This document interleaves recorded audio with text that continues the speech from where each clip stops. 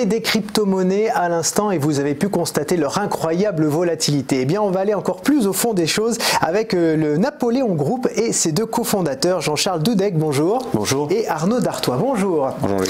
Alors, on parle beaucoup de crypto, mais vous faites beaucoup d'autres choses. Arnaud, comment est né le groupe Napoléon? Napoléon, comme tout projet d'entreprise, c'est né de deux choses, une rencontre et une conviction. La rencontre, c'est trois hommes, Stéphane Ifra, Jean-Charles Doudek et moi-même. Stéphane et Jean-Charles se connaissaient de la BNP, ils avaient travaillé chez BNP Asset Management. Moi-même, je faisais de la finance d'entreprise et j'ai rencontré Stéphane lors d'une formation complémentaire à l'école polytechnique.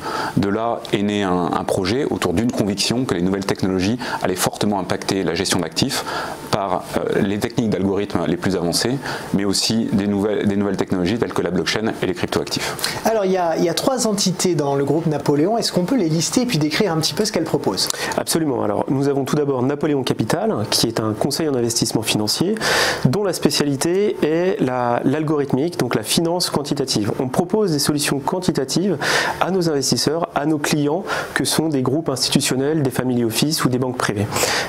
Avec une particularité, c'est que nous allons aussi sourcer de l'algorithme en externe dans un schéma de compétition continue pour rendre pérenne la génération de performance.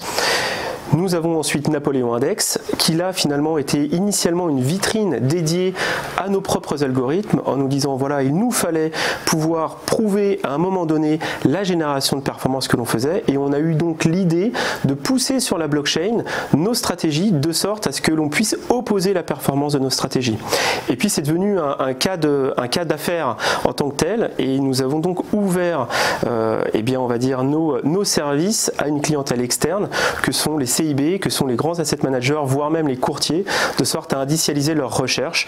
Et pour ce faire, en fait, nous sommes en cours d'enregistrement auprès de l'AMF en tant que publicateur d'indices référencés sous la directive Benchmark. Et puis enfin, une troisième entité, finalement, qui découlait à la fois de la finance quantitative et de la blockchain, qui est Napoléon Asset Management, qui a obtenu en novembre dernier la licence AIFM pour proposer des solutions à une clientèle professionnelle avec une indexation crypto. Et finalement, c'était une émanation de notre savoir-faire, puisque nativement, les cryptoactifs sont des actifs programmables, et étant donné la tendance, on va dire, de la finance quantitative, des stratégies algorithmiques, couplées à celle des nouvelles technologies, il nous semblait naturel finalement de monter cette entreprise dans un schéma purement régulé, et nous l'avons financé au travers une ICO qui a été portée par Napoléon Crypto et qui s'est terminée en février 2018. Alors, il y a quand même un vocabulaire bien particulier à votre monde, c'est la finance quantitative, l'algorithmie. Qu'est-ce que ça veut dire très concrètement? Qu'est-ce que vous faites pour les gens qui viennent demander vos services? Alors en fait, on a développé des algorithmes très performants qui en fait prennent la décision à votre place d'investir, de vendre ou d'acheter un actif. Ça a énormément d'avantages. Bon, vous avez vu que ces dernières années, l'explosion des données et l'explosion aussi de la performance des algorithmes de manière générale, que vous soyez en intelligence artificielle ou dans ces technologies-là, explose complètement.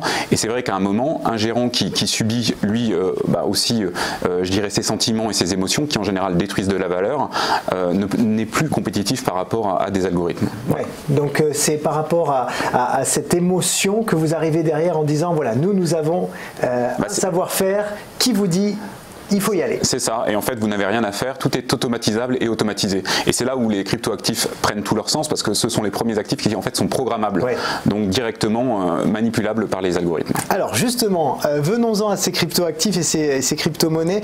On l'a vu à l'instant, c'est très volatile. Je parlais même d'ovni boursier. C'est vrai que quand ils sont arrivés, on s'est dit mais qu'est-ce que c'est que ça? C'est de l'argent virtuel. On savait pas trop comment boursicoter là-dessus. Qu'est-ce que vous faites pour ces crypto-monnaies pour mieux les comprendre? Alors effectivement, la crypto est née avec le protocole Bitcoin en fin 2008, qui a réellement été lancé en 2009. Donc on est dans un univers particulièrement naissant, particulièrement immature.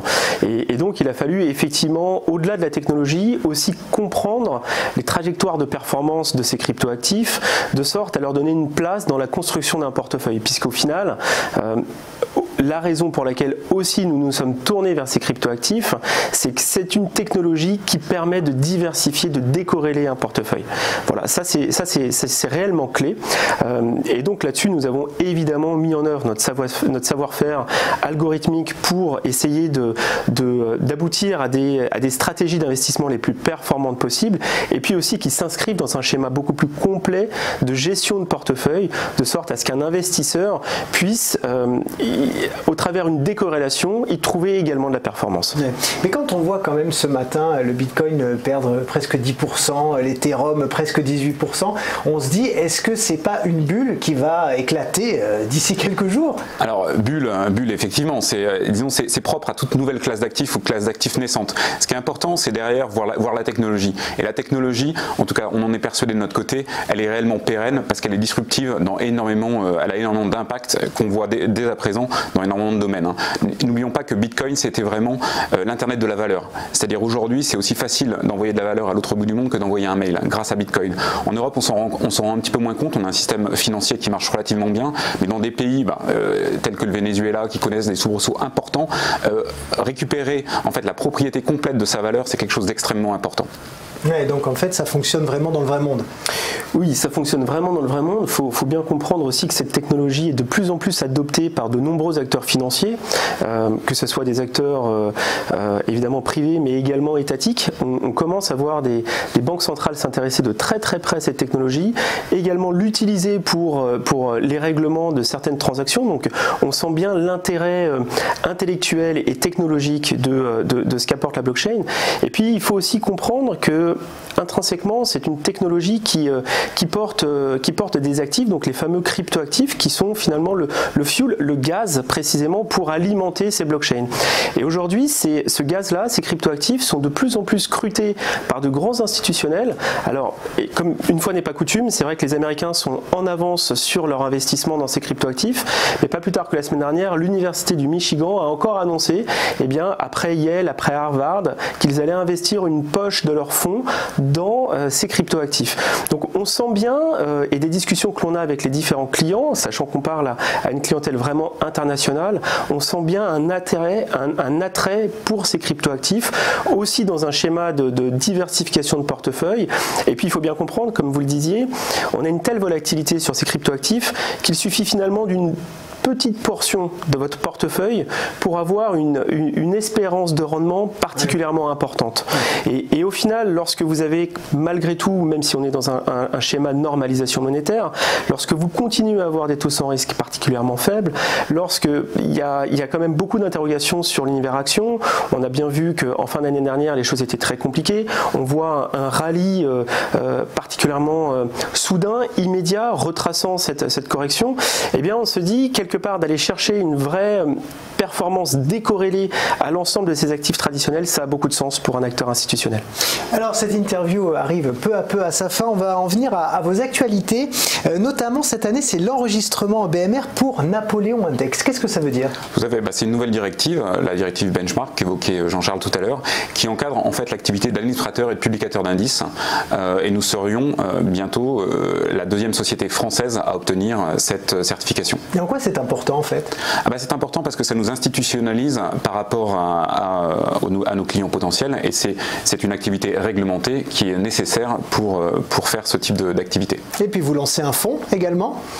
Oui, alors nous allons lancer un fonds, effectivement cette fois dans l'univers plus traditionnel, un fonds multi-actions qui va être géré par BNP Paribas Asset Management, avec lequel Napoléon Capital a un partenariat, a un accord pour lancer ce type de fonds. Donc nous visons fin avril, début mai pour lancer ce flagship avec initialement 25 millions d'euros d'actifs sous gestion. Donc c'est un fonds qui va faire de l'absolute return sur de l'action multi-zone. Alors c'est de la génération de performance indépendamment du sens de marché. Donc on est censé générer de la performance que l'on soit dans un marché haussier ou dans un marché baissier, avec une cible de volatilité à 10%, et puis le tout dans un schéma ouvert qui serait donc un FIVG on ne peut plus classique dans sa structuration. Donc un fonds d'investissement complètement général.